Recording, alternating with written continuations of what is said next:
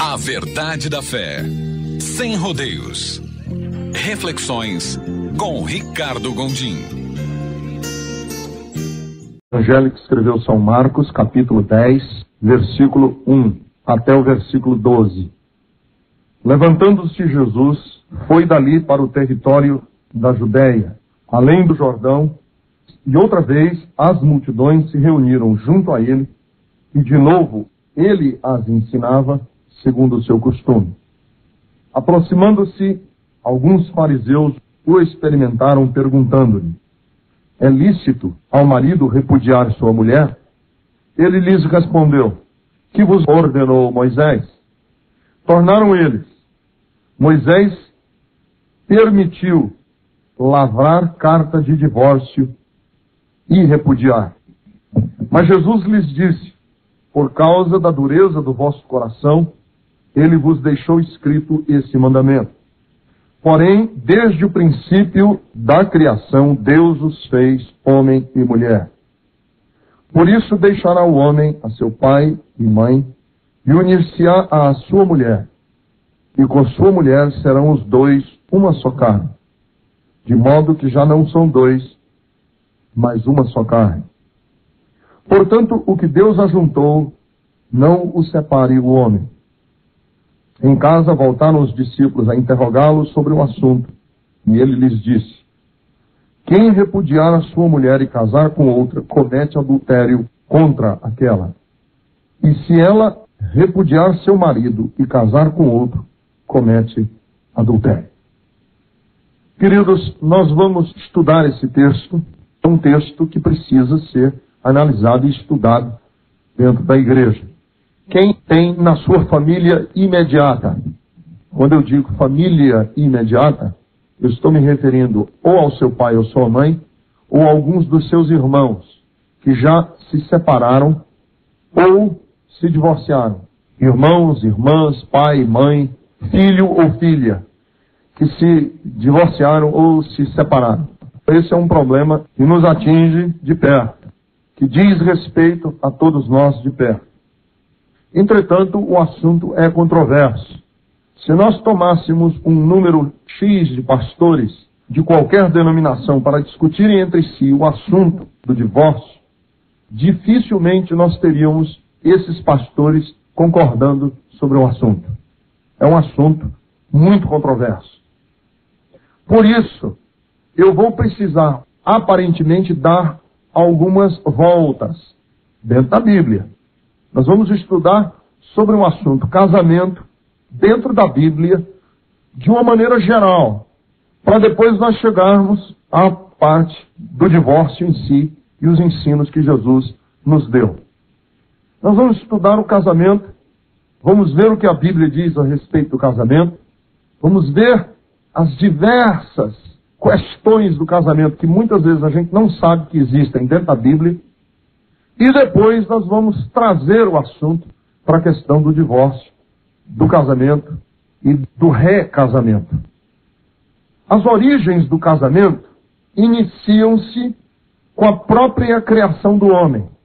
Então o casamento está atrelado à própria criação do homem.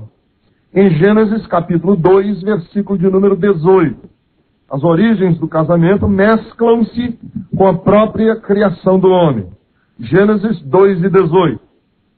Disse mais o Senhor Deus: não é bom que o homem esteja só. Far-lhe-ei uma auxiliadora, ou adjutora, ou ajudadora, que lhe seja idônea. Uma parceira. A expressão aqui hebraica é para a palavra parceira. Então o casamento é, desde a criação do mundo, essa parceria, homem-mulher. Somos parceiros. Na criação, Deus os criou parceiros, cooperadores. De uma certa maneira, a palavra casamento tem alguma coisa a ver com solidariedade.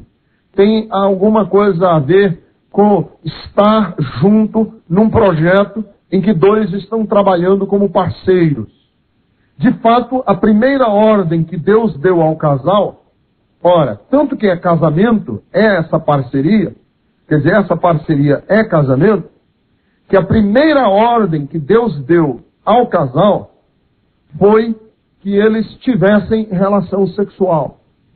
Então nós podemos dizer que o primeiro mandamento que Deus deu ao homem foi o mandamento deles terem a consumação, o término dessa parceria na relação sexual. Quer dizer, o selo dessa parceria, o penhor dessa parceria seria a relação sexual. Veja em Gênesis 1:28. E Deus os abençoou e lhes disse: sede fecundos, multiplicai-vos e enchei a terra. Deus os abençoou, Gênesis 1:28, e disse: sede fecundos, multiplicai-vos, frutificai e enchei a terra. Vocês sabem que só tem um jeito desse mandamento se cumprir.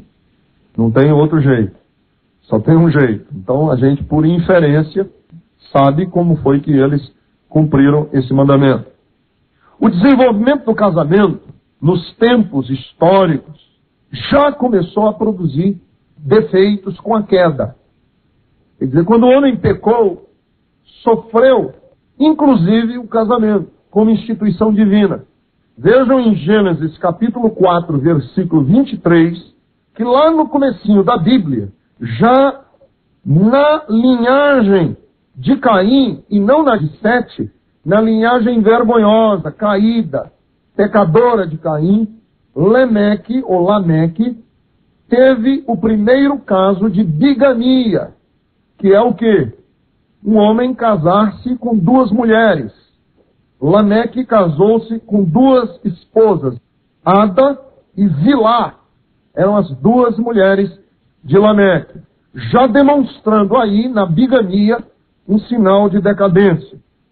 Entretanto, lá no começo da Bíblia, quer dizer, nos estágios mais primitivos do povo de Israel, havia casos de casamentos consanguíneos, casamentos dentro da mesma família, casamento inclusive entre meio-irmãos, gente que era aparentado bem próximo. Veja comigo que em Gênesis, capítulo de número 20, Abraão casou-se com uma meia-irmã dele. Versículo 2. Disse Abraão de Sara, sua mulher: ela é minha irmã. Assim, pois, Abimeleque, rei de Gerar, mandou buscá-la. Veja no versículo de número 5. Não foi ele mesmo que me disse, é minha irmã? E ela também me disse, ele é meu irmão. Com sinceridade de coração e na minha inocência foi que eu fiz isso.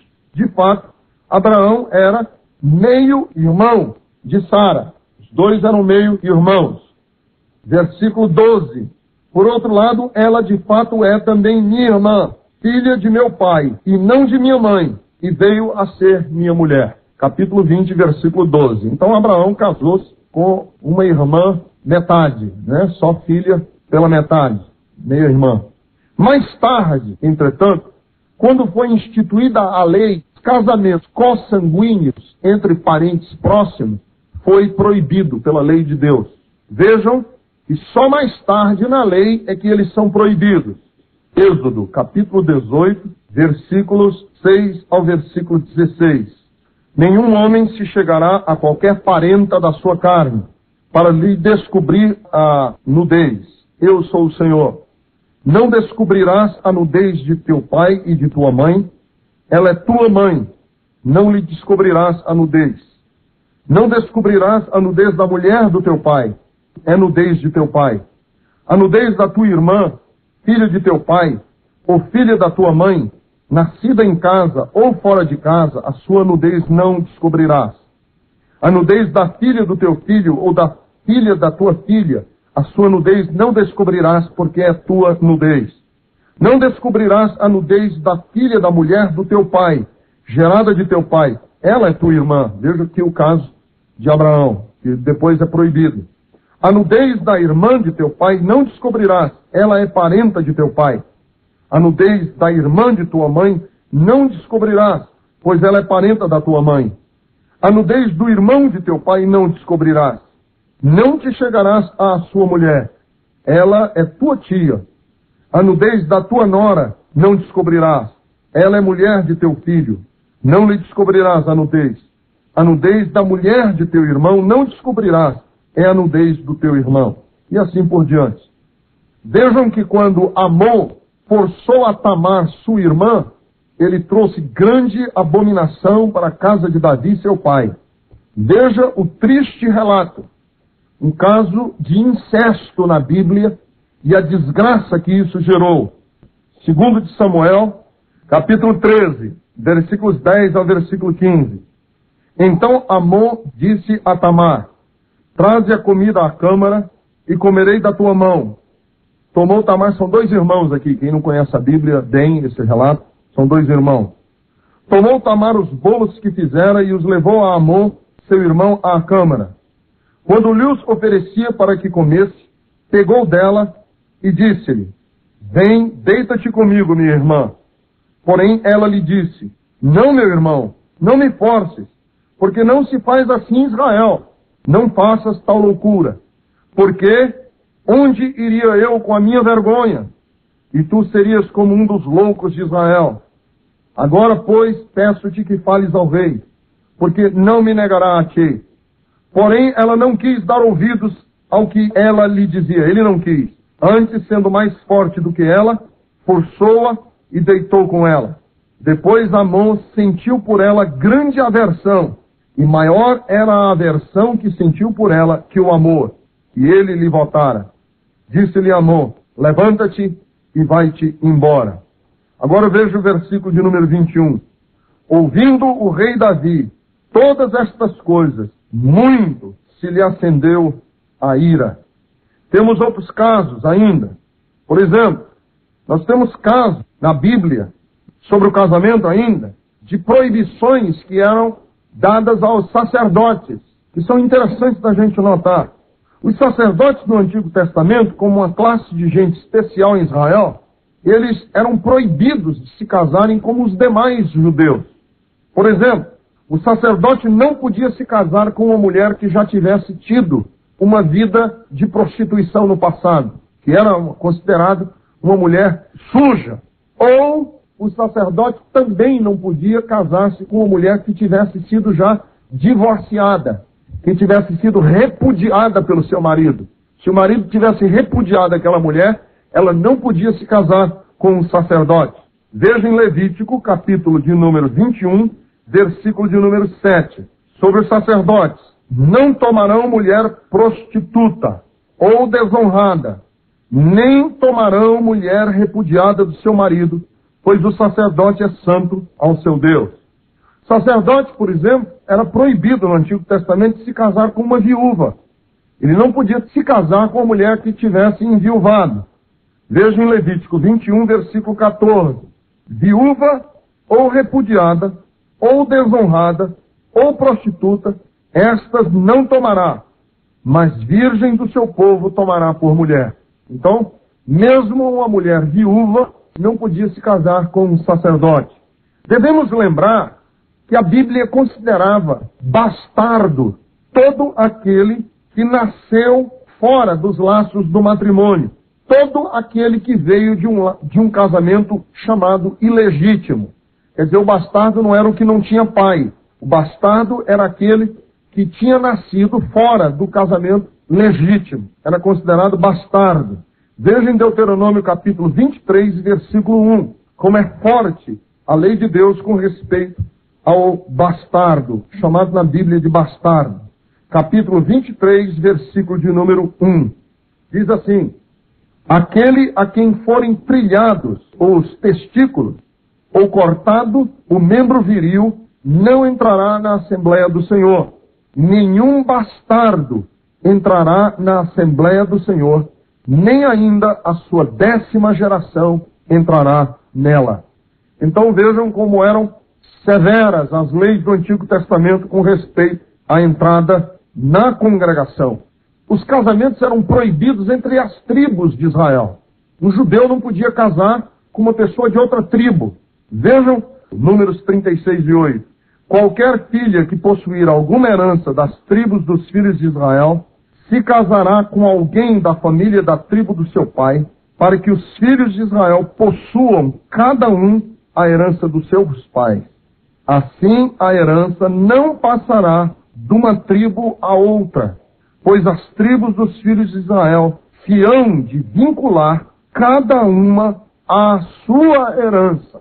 Então era proibido se casar entre tribos. Quem era da tribo de Judá não podia casar com a tribo de Benjamim. Quem era da tribo de Benjamim não podia se casar com a tribo de Zebulon. Não podia, eram todos dentro da sua própria tribo. Havia ainda uma outra coisa em Israel, acho interessante da gente lembrar, que era o casamento do levirato. O casamento do levirato era o seguinte: uma viúva que tinha ficado viúva sem filhos. O marido morreu por algum motivo, por alguma circunstância, e ela não tinha filhos. Então o levirato era o seguinte: a viúva não podia contrair novas núpcias fora da família. Antes dela casar fora daquela família, do finado, ela tinha que ter relação sexual com o irmão do finado. Vejam como era a lei em Israel. Ela tinha relação com o irmão do finado, gerava um filho, e o filho que ela carregava no seu ventre era considerado não filho do irmão, mas filho do morto. Para quê? Por que essa lei? Para que em Israel não faltasse nunca descendente. Por que que Deus instituiu um costume tão estranho dentro de Israel? Porque era plano de Deus que nunca faltasse linhagem em Israel, para que nunca uma tribo fosse extinta. E como uma tribo nunca seria extinta, nunca estaria aquela tribo sem a possibilidade de gerar o Messias. Era um meio de fazer com que o Messias viesse ao mundo. Vamos ver Deuteronômio capítulo 25, versículo de número 5. Se irmãos morarem juntos e um deles morrer, sem filhos então, a mulher do que morreu não se casará com outro estranho fora da família. Seu cunhado a tomará e a receberá por mulher e exercerá para com ela a obrigação de cunhado. O primogênito que ela lhe der será sucessor do nome do seu irmão falecido, para que o nome deste não se apague em Israel. Porém, se o homem não quiser tomar a sua cunhada, subirá esta à porta, porque podia o irmão dizer: eu quero lá essa mulher, meu irmão não aguentava com ela, eu agora vou ter. Não quero. Podia ter essa possibilidade. Aí o que vejo no versículo 7? Porém, se o homem não quiser tomar sua cunhada, ela subirá à porta aos anciãos e dirá: meu cunhado recusa suscitar a seu irmão nome em Israel. Não quer exercer para comigo a obrigação de cunhado. Então os anciãos da sua cidade devem chamá-lo e falar-lhe. Chegar e dizer: ó, tem que fazer. E se ele persistir e disser: não quero tomá-la, está resoluto, então a sua cunhada se chegará a ele na presença dos anciãos e lhe descalçará a sandália do pé e lhe cuspirá no rosto e protestará e dirá: assim se fará ao homem que não quer edificar a casa do seu irmão, e o nome da sua casa se chamará em Israel a casa do descalçado. Veja como era sério. Por quê? Para que não faltasse linhagem em Israel, e assim pudesse vir o Messias. Porque nas gerações vindouras, nenhuma casa podia ficar sem uma geração. A Bíblia relata no período patriarcal o caso de Onã. Vocês lembram Onã? E essa palavra Onã foi que deu a palavra científica para masturbação, que chamam de onanismo. Mas isso é uma má compreensão do texto da Bíblia. É resultado de gente que não conhece a Bíblia. Porque Onã, o que aconteceu com Onã foi que ele se recusou a gerar um filho na sua cunhada, e quando ele estava para ejacular, ele abortou o coito e ejaculou no chão, para que ele não gerasse filho. E houve grande maldição em Israel por causa disso. Foi pronunciado julgamento divino, ele morreu por causa disso. Má compreensão do texto, porque aqui não é um caso de masturbação. Aqui é um caso de coito interrompido para não se cumprir a lei do levirato. Veja como a Bíblia é rica, como tem coisas lindas, interessantes, intrigantes. Gênesis 38:8. Então disse Judá a Onã: possui a mulher do teu irmão, cumpre o levirato, e suscita descendência a teu irmão. Sabia, porém, Onã que o filho não seria tido por seu, e todas as vezes que possuía a mulher do seu irmão, deixava o sêmen cair na terra, para não dar descendência a seu irmão. Isso, porém, que fazia era mal perante o Senhor, pelo que também a este fez morrer. Quanto à idade do casamento dos judeus, idade os judeus se casavam, deixa eu citar para vocês aqui um livro que eu li sobre isso, A Vida Diária nos Tempos de Jesus. As pessoas em Israel se casavam cedo. Muitos rabinos opinavam que a idade ideal para o homem se casar era de 18 anos. O pai era aconselhado a fazer casar o seu filho enquanto ainda mantinha a mão sobre o seu pescoço, quer dizer, enquanto tinha poder sobre ele. Os mais liberais admitiam que era possível esperar até no máximo 24 anos antes de se casar. Elas eram casadas no momento em que estivessem fisicamente aptas para isso, o que, segundo a lei, era aos 12 anos. Algumas se casavam quando menstruavam, entre os 12 e os 14 anos. Por isso, podemos imaginar que, por exemplo, Maria não tinha mais do que 14 anos quando deu à luz a Jesus. É uma menininha ainda. Com respeito às virgens em Israel, os pais deveriam guardar os panos sujos do sangue, que na hora em que quebrava-se o ímen, que derramava sangue, a menina tinha que limpar o sangue do ímen com um pano e guardar aquele pano, como prova de que ela era virgem e que ele é que tinha quebrado a sua virgindade. Capítulo 22 de Deuteronômio, versículo de número 13. Deuteronômio 22 e 13. Se um homem casar com uma mulher e depois de coabitar com ela a aborrecer e lhe atribuir atos vergonhosos, quer dizer que ela não era virgem, e contra ela divulgar má fama dizendo: casei com esta mulher, me acheguei a ela, porém não a achei virgem, então o pai da moça e sua mãe tomarão as provas da virgindade da moça e as levarão aos anciãos da cidade, à porta. O pai da moça dirá aos anciãos: dei minha filha por mulher a este homem, porém ele a aborreceu. E eis que lhe atribuiu atos vergonhosos, dizendo: não achei virgem tua filha. Todavia, eis aqui as provas da virgindade da minha filha. E estenderão a roupa dela diante dos anciãos da cidade, os quais tomarão o homem e o açoitarão. É lá uma surra, porque estava dizendo coisa que não devia ter dito. Essas roupas aqui, tem uma outra versão que diz que eram os lençóis. Pegava o lençol da cama e levavam. No caso contrário, de ser provada a virgindade da moça, o rapaz era apanhado e ainda era multado. Você vê aí mais na frente, no versículo de número 19, ele pagava uma multa em dinheiro.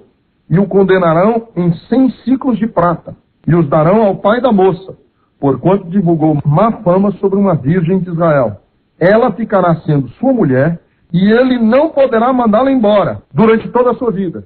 Aí ele não podia mais nunca mais mandar a menina embora. Para ele levava só uma surra. Vamos ver o que acontecia para a mulher. Capítulo 22, versículo 22, 20 em diante.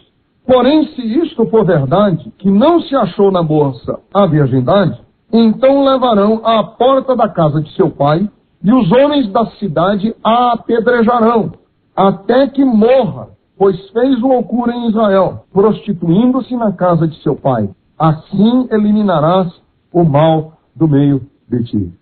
Em caso de estupro, o homem morreria, caso a mulher fosse casada. Estuprar uma mulher casada era pena capital. Veja no capítulo 22, versículo de número 25. Se algum homem no campo achar moça desposada, quer dizer, já casada ou noiva, e a forçar a se deitar com ela, então morrerá só o homem que se deitou com ela. A moça não farás nada. Ela não tem culpa de morte. Porque como o homem que se levanta contra o seu próximo e lhe tira a vida, assim também é este caso. Então era pena de morte o cara que estuprasse uma mulher casada. Em caso de um estupro de uma moça virgem, a pena era mais branda. O homem deveria pagar apenas uma multa em dinheiro ao pai, mas se obrigava a casar com a menina sem nunca mais ter direito a divórcio. Deuteronômio 22, versículos 28 a 29. Se um homem achar moça virgem, que não está desposada, e pegar nela, e se deitar com ela, e forem apanhados, então o homem que se deitou com ela dará ao pai da moça 50 siclos de prata, e uma vez que a humilhou, lhe será por mulher, e não poderá mandá-la embora durante a sua vida. Tem que se casar com ela. É o famoso casamento debaixo de pistola, né? O pai ia lá com a faca, ou com a espada, ou com um trambuco na cabeça do sujeito, diz, casa ou não casa? Ele casa. E aí tinha que se casar. E o divórcio? O divórcio no Antigo Testamento é uma palavra interessante, porque a palavra divórcio refere-se a cortar, a separar. A prática do divórcio na sociedade judaica parece não ser generalizada, quando a lei tratou do assunto em Deuteronômio, capítulo 24, versículos 1 ao versículo 4. Veja o divórcio, que nós já estamos chegando lá no que Jesus quis nos ensinar. 24, de 1 a 4. Se um homem tomar uma mulher e se casar com ela, então será que, se não achar graça aos seus olhos, ou se ela não lhe for agradável aos seus olhos, por ter ele achado coisa indecente nela, e se ele lhe lavrar um termo de divórcio, e lhe o der na mão, e a despedir da casa, e se saindo da sua casa for, e se casar com um outro homem, e se este a aborrecer, lhe lavrar termo de divórcio, e lhe o der na mão, e a despedir da sua casa, e se este último homem, que a tomou para si por mulher, vier a morrer, então o seu primeiro marido, que a despediu, não poderá tornar a desposá-la, para que seja sua mulher, depois que foi contaminada, quer dizer, depois que foi possuída por outro homem, pois é abominação perante o Senhor. Assim não farás pecar a terra que o Senhor teu Deus te dá por herança. Então veja que essa prática não era uma prática muito comum em Israel. Mas nós temos alguns casos confusos de divórcio no Antigo Testamento. Por exemplo, Abraão casou-se ou não casou-se com Agar? Porque ele deu a ela uma espécie de divórcio. Em Gênesis 21, de 8 a 14, ele despediu Agar. Sansão foi casado. E Sansão deu carta de divórcio à mulher com quem ele se casou. Em Juízes 14, 19 e 20. E temos ainda o caso de Merabe, que foi dada por Saul a Davi, mas logo após seu pai a entregou a Adriel. Quer dizer, ela foi possuída por 2 homens. Parece-nos que a prática do divórcio era no Antigo Testamento uma coisa rara. Mas só mais tarde é que os judeus começaram a se divorciar 3 por 2. E Deus então condena a prática do divórcio em Malaquias 2:16. Porque o Senhor teu Deus, ou Deus de Israel, diz que odeia o divórcio. Malaquias 2:16. Em Israel, teoricamente, a mulher não tinha o direito de pedir o divórcio. O homem tinha direito de dar divórcio à mulher, mas a mulher não tinha o direito de pedir divórcio. Era uma prática judaica. Então, o que é que as mulheres faziam para provocar o divórcio? Tornava a vida do marido intolerável, para que ele, então, despedisse a ela. Por isso é que faz sentido, por exemplo, textos de Provérbios 21:9. Melhor é morar num canto de águas furtadas do que com uma mulher rixosa. Provérbios 21:19. Melhor é morar numa terra deserta do que com uma mulher iracunda e rixosa. Quer dizer, a mulher tornava a vida e o cara dizia, melhor eu ir embora. Como em Deuteronômio 24:1 diz, se um homem tomar uma mulher e se casar com ela, e se ela não for agradável, essa palavra agradável tinha diversas traduções. Numa tradução, inclusive, da nossa própria Bíblia, diz que não achar nela coisa feia. Noutra tradução, porque a palavra podia significar desagradável, feia, indecente. Então o que os judeus faziam? Que eles eram detalhistas na lei, ele dizia o seguinte, tudo aquilo que for feio na mulher é prova de que eu posso pedir divórcio. Porque a lei diz que se eu não achar nela alguma coisa agradável, é motivo de eu dar divórcio. Então, ele casava com a mulher, aí a mulher roncava. Ele disse, isso é muito desagradável. Então a lei me permite que eu me divorcie porque ela ronca. Se ela começa o cabelo ficar branco, ele disse, é muito desagradável um homem casado com uma mulher de cabelos brancos. Pedia carta do divórcio. Qualquer coisa, pedia carta do divórcio. Aí nós vamos começar a entender por que Jesus disse que Moisés permitiu que desse carta de divórcio só em caso de adultério. Porque Jesus então dá uma tradução para Deuteronômio 24:1. Que essa coisa não agradável não é o ronco da mulher ou o cabelo castanho. Que essa coisa não agradável é indecência. Jesus disse, foi nesse caso que Moisés permitiu que desse carta de divórcio. Vocês estão traduzindo aquela indecência de Deuteronômio 24:1 como qualquer coisa que lhe desagrade. Mas não é assim. É isso que Jesus está querendo dizer lá. Nos dias de Jesus, estamos chegando já em Jesus, havia duas escolas farisaicas com respeito ao divórcio. Havia uns fariseus chamados fariseus de Shammai, que eram duas escolas de fariseus. Existem diversas escolas, vocês sabem, né? De pensamento teológico. Existe na Igreja Católica, existe a escola dos beneditinos, existe a escola dos jesuítas, existe a escola dos franciscanos. Existem escolas de pensamento na Igreja Católica. No protestantismo também. Existe a turma da teologia da prosperidade, do cai-cai. Cai-cai, que sopra e cai, que as pessoas caem no chão. Existe do riso santo, da gargalhada santa. Existe a escola dos liberais, existe a escola dos conservadores, dos legalistas, aquele que considera que tudo é pecado, que mulher não pode usar isso, não pode usar aquilo. Existem diversas escolas. Então naquela época havia diversas escolas também. Havia um, que era os fariseus chamados Shammai, que interpretavam a legislação de Deuteronômio de uma maneira ortodoxa. O divórcio somente em caso de pecado sexual grave. Deuteronômio 24:1.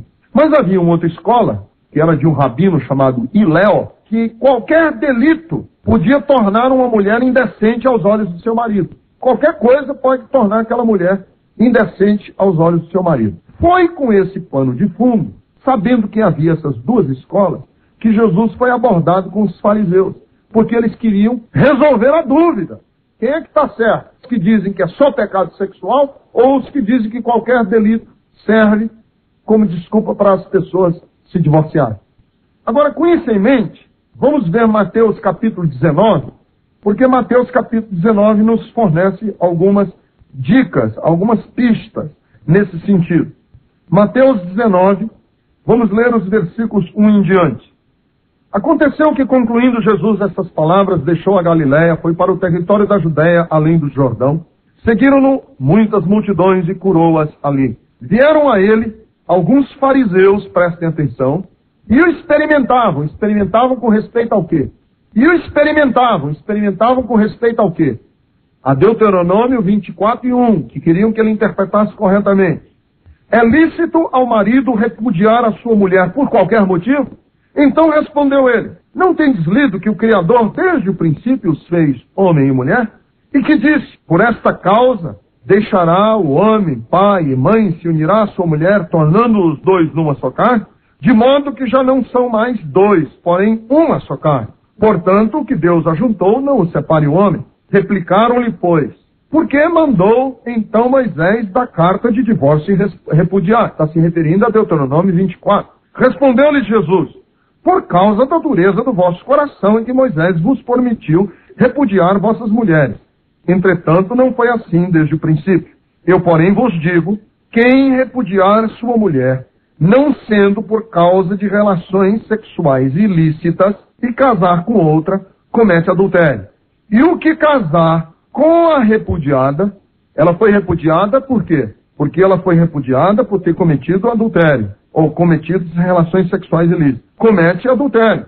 Disseram-lhe os discípulos, se essa é a condição do homem relativamente à sua mulher, não convém casar. Jesus, porém, lhes respondeu, nem todos são aptos para receber esse conceito, mas apenas aqueles a quem é dado. Porque há eunucos de nascença, há outros a quem os homens fizeram tais, e há outros que a si mesmos se fizeram eunucos por causa do reino dos céus. Quem é apto para o admitir, admita.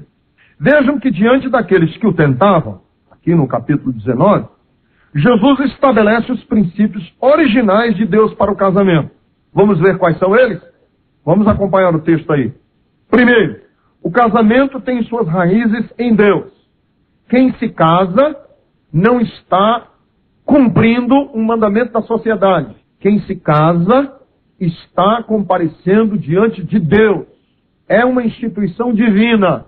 Segundo, o casamento é uma entidade orgânica e independente. Quer dizer, Não pode o homem casar e continuar com o cordão umbilical unido ao papai e à mamãe. A mulher não pode ficar dependendo do papai e da mamãe, nem financeiramente, nem emocionalmente, nem de coisa alguma. Você corta o cordão umbilical e começa uma nova família, uma nova identidade, uma nova casa. Veja que no versículo de número 5, ele diz: por esta causa deixará o pai e mãe, se unirá à sua mulher e tornar-se-ão os dois uma só carne. Tem mais nada com o papai e com a mamãe. Terceiro, o ato sexual faz parte do casamento. O ato sexual exemplifica a entrega e compromisso total entre os dois. Serão os dois uma só carne. O que Jesus quer dizer com ser uma só carne é ato sexual, é relação sexual, é estarem juntos na cama. Então, aqui está a posição bíblica. O ato sexual, ele não pode ser feito na libertinagem. Ato sexual é para gente casada, que tem compromisso com o casamento. Porque o ato sexual exemplifica compromisso, entrega total. O casamento é um pacto, é um concerto que duas vidas selam em Deus. Vejam que no versículo 6 diz que Deus ajuntou, não o separe o homem.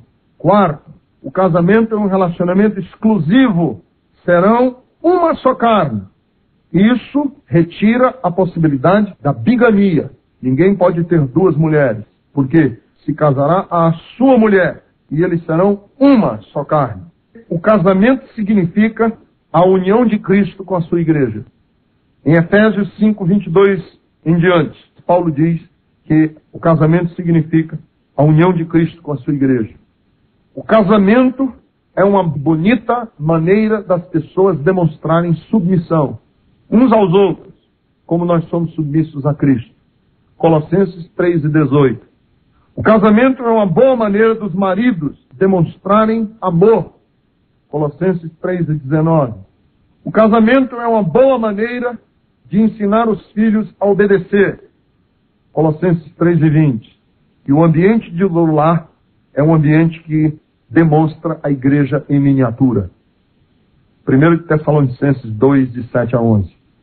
Portanto, crentes que estão me ouvindo, jovens, você que está noivo ou noiva, não case se você não estiver absolutamente certo ou certa de que você está fazendo algo na vontade de Deus. Porque o casamento para um crente é indissolúvel. Não há nenhum problema que um casal de crentes não possa resolver debaixo da orientação do Espírito Santo. Nós temos um recurso que não deixa nenhum álibi para a separação. É o Espírito Santo. Entretanto, o Senhor Jesus mostra que há apenas uma razão pela qual um casal possa justificar a sua separação: o adultério ou o pecado sexual grave. Uma mulher que se casa e descobre que o seu marido está na prática do homossexualismo, por exemplo. Um homem que se casa e descobre que a sua mulher está na prática do lesbianismo. Jesus disse que o homem, versículo 9 do capítulo 19, eu porém vos digo, quem repudiar a sua mulher não sendo por causa de relações sexuais ilícitas e casar com outra, comete adultério. O ponto de que um adultério justifica um divórcio parece ser pacífico. O problema está na frase, casar com outra comete adultério. Ou o que casar com a repudiada comete adultério. O que Jesus quer dizer com isso? O que Jesus quis aqui dizer é que qualquer que repudiar sua mulher torna-se um adúltero, a não ser por causa da conduta sexual imprópria. E qualquer mulher que seja repudiada por conduta sexual impura, quando se casar, torna-se uma adúltera. O texto é simples, é claro. A melhor tradução do texto poderia ser da seguinte maneira. Mateus 5,32, nós poderíamos entender da seguinte maneira. Veja. Eu, porém, vos digo, qualquer que repudiar sua mulher, exceto em caso de relações sexuais ilícitas, a expõe a tornar-se adúltera. E qualquer que casar com a repudiada comete adultério. Vejam como é que a gente pode entender esse texto. Seria mais ou menos da seguinte maneira. Mas eu vos digo que todo homem que repudiar sua mulher, exceto por causa de adultério, leva-a a cometer adultério. E quem casar com tal divorciada, comete adultério. Quer dizer, expõe essa mulher a se tornar uma adúltera. E Jesus diz que nós não podemos fazer isso. A possibilidade de um desquite sem casamento posterior não existe. Tal conceito era totalmente desconhecido do judeu e, portanto, de Jesus. O que nós podemos entender é o seguinte, que um crente, quando se casa, não pode nunca considerar a possibilidade de se separar da sua mulher. Porque se ele se separar, ele estará não apenas sendo irresponsável, como estará colocando essa mulher na possibilidade de um adultério. Eu creio que um cristão só pode buscar novo casamento sob as seguintes condições. Primeiro, quando o casamento e divórcio acontecerem antes da experiência da salvação. Você diz assim, pastor, quando é que um crente pode se casar de novo? Divorciado. Só se ele tiver casado e se divorciado antes de ter aceitado a Jesus como Salvador. Por quê? Porque se alguém está em Cristo, nova criatura é, as coisas velhas já passaram e eis que tudo se fez novo. Se você se divorciou, separou, divorciou, casou, você não está em adultério. Quando um dos cônjuges for culpado de imoralidade sexual e não mostrar disposição para se arrepender e viver fielmente com a sua mulher, eu creio que um crente tem condições de dar carta de divórcio e casar novamente.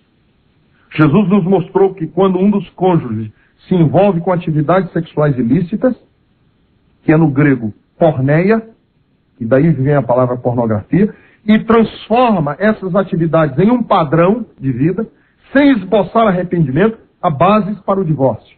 Há necessidade de dizermos, entretanto, que porneia, que é a expressão grega, indica uma conduta reprovável e não apenas um ato isolado.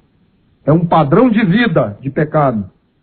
Portanto, nenhum crente pode dar carta de divórcio à sua mulher ou ao seu marido porque caiu ou porque teve um deslize na vida, disse, eu não quero mais esse homem, nunca mais, não perdoo, fora da minha casa. Não é justificativo para divórcio de um crente. Porque a Bíblia manda perdoar aquele que se arrepende. Também deve-se entender que não é obrigado que se divorcie do cônjuge simplesmente porque ele caiu uma vez. Eu conheço inúmeros casais que houve já problemas de adultério, problemas de infidelidade, a pessoa orou, o marido se arrependeu, a mulher se arrependeu, houve reconciliação e aquele casal hoje é uma bênção nas mãos de Deus. Por último, só existe uma última razão pela qual um crente pode pedir carta de divórcio. Quando o cônjuge descrente o abandona, sai de casa, vai embora. Aí ele tem condições de pedir carta de divórcio. Por exemplo, uma mulher que o marido é descrente e ele vai embora. Porque só vai embora de casa um descrente, um crente não pode ir. Vai embora. Desaparece, não quero mais, vai fazer outra coisa. Ela tem condições de pedir carta de divórcio. Como?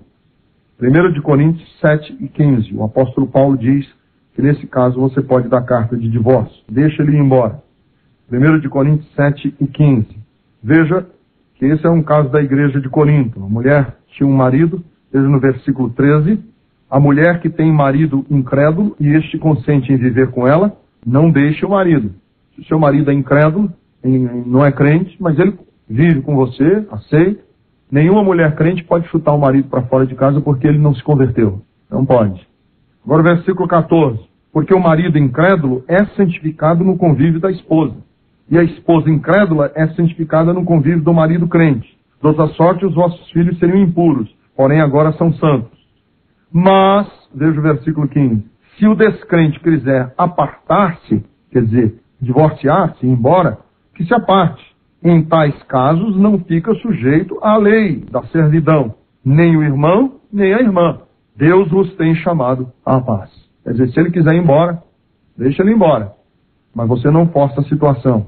Versículo 16, pois como sabes, ó mulher, se salvarás a teu marido? Ou como sabes, ó marido, se salvarás a tua mulher? Algumas perguntas que as pessoas têm. Por exemplo, vou tentar responder alguma delas. Se o crente tenta reconciliar, se divorciou, se desquitou, se separou, tenta se reconciliar, vai atrás da pessoa porque se converteu. Eram dois incrédulos, duas pessoas que se odiavam, um se converteu, foi lá atrás. Tentou se reconciliar, mas a outra parte diz, Olha, eu não lhe queria quando você estava daquele jeito, agora crente é que eu não quero mesmo. O que faz o novo crente? Se converteu, a mulher, por exemplo, ou o marido, e a mulher disse, eu não gostava de você do jeito que você era, agora crente é que eu não quero mesmo. Não quero nada com você. Essa pessoa pode buscar um novo casamento? Sim. Por quê? Pois a outra parte se recusou a perdoar, recusou-se a aceitar, recusou-se a querer de volta. Então a pessoa está livre para se casar. Outra pergunta. Pessoa depois de crente, está casada com uma pessoa lá, se converteu, aí de repente olha para o marido e diz, mas que abacaxi? E tem aquele fulaninho lá na igreja que é tão abençoado, tão crente. Eu posso dar carta de divórcio ao meu marido incrédulo para me casar com o crente da igreja? Não.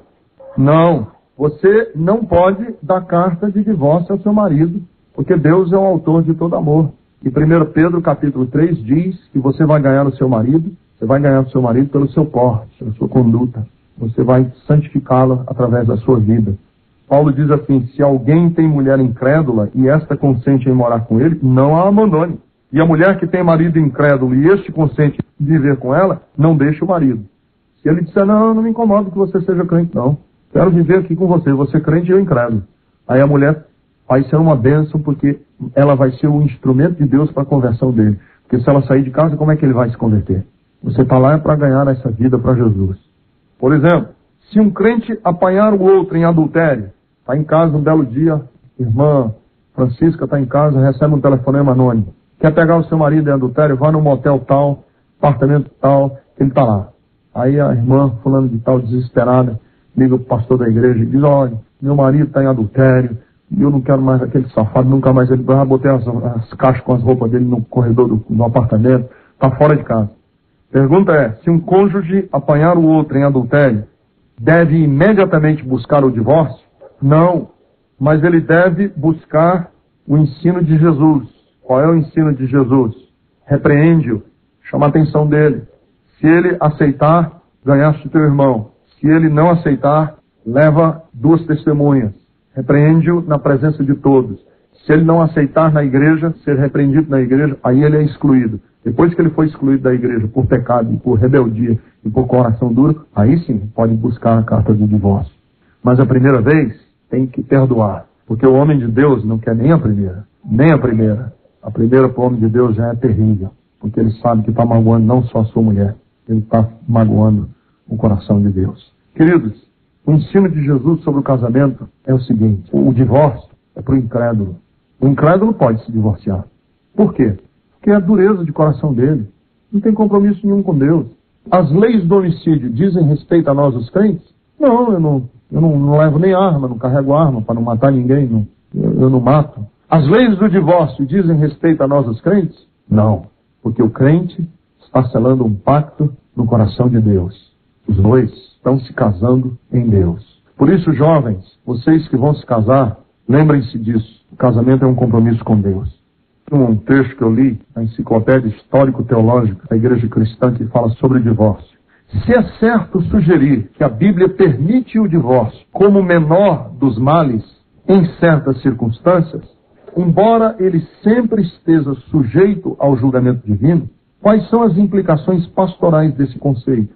Em primeiro lugar, devemos empreender esforços mútuos para desenvolvermos personalidades mais capazes de amar e serem fiéis e dedicados, a fim de que cada vez mais haja casamentos que revelem algo da natureza divina, de uma aliança com Deus.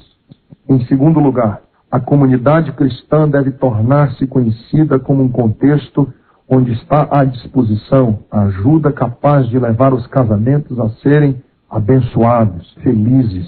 O casamento do cristão deve ser como sal na sociedade. A igreja deve ser um refúgio de apoio para aqueles cujos relacionamentos estão em dificuldades e uma agência de reconciliação e de ministério de perdão. No entanto, quando os casamentos são desfeitos, as tarefas da igreja são basicamente 2. A primeira é a aceitação. Há muito tempo que a atitude básica da igreja para com os divorciados tem sido de rejeição. Não se quer dizer com isso que a disciplina eclesiástica não tem importância. Nem se quer afirmar que a igreja não tem um papel profético a tornar clara a oposição de Deus ao divórcio. Mas a comunidade cristã é também chamada para demonstrar o caráter de Deus visto na aceitação de pecadores, como pessoas, seja quem forem, as suas faltas, e ajudá-las a ter uma nova experiência da graça restauradora da parte de Deus. A segunda tarefa é a de apoiar e orientar as pessoas divorciadas, ajudando-as a enfrentarem o futuro. Isto importará em cuidados emocionais e materiais e possivelmente muita ajuda no decurso do tempo, pois se vencerem as complexidades do reajuste e dos sentimentos de culpa e de perda, para alguns talvez envolvam uma pesquisa quanto às atitudes e ações certas e erradas na difícil questão de um novo casamento. Então, se você diz assim, pastor, eu já casei, descasei, casei de novo, qual é a atitude da igreja com respeito a nós, divorciados que nos casamos de novo? É de aceitação e dizer para você o seguinte: você está casado de novo, o ovo mexido na panela e na frigideira não tem mais jeito de voltar para a casca, vamos começar um novo capítulo na sua vida, porque quem está em Cristo é uma nova criatura, e você está casado, vamos partir para frente em nome de Jesus. Se você está contemplando a ideia de um divórcio, não faça isso. Não faça isso, porque Deus odeia o divórcio. Seja fiel. Vamos trabalhar junto. Existe um recurso divino para salvar o seu casamento. E esse recurso divino é o Espírito Santo de Deus, é a palavra de Deus, é a comunidade dos santos. E se você está querendo se casar e dizendo assim, eu vou me casar, mas se não der certo, dentro de 2 anos a gente se separa. Não faça isso, que você vai desobedecer a Deus. É melhor você não se casar. Chama o noivo e diz, olha querido, estou em dúvida, é melhor a gente dar um tempo, vamos esperar mais, não é hora ainda. Não case se você não estiver certo de que é para sempre. Esse é o ensino bíblico que nós temos. Se você está casado com um homem que não é crente, você não vai deixá-lo. Você vai continuar casado com ele. E vai ser uma bênção para esse homem. Se você, por exemplo, está descasada, pastor, eu nem sei cadê mais meu marido. Procure saber onde é que ele está. Chame-o e diga, olha, há uma possibilidade de reconciliação, eu gostaria de tentar. Se ele disser, olha, não tem jeito, eu já estou com outra, casado com outra, me esquece, vai embora e tal, sai da minha vida. Então faça isso, saia da vida desse homem, põe esse passado para trás e você está livre. Porque Paulo diz em 1 Coríntios 7 que a mulher está livre, porque o homem a despediu e ela não está mais sujeita à servidão da lei, não está mais debaixo dessa servidão da lei, está livre para ir embora. Mas casamento é coisa muito séria, e é para sempre, até que a morte os separe.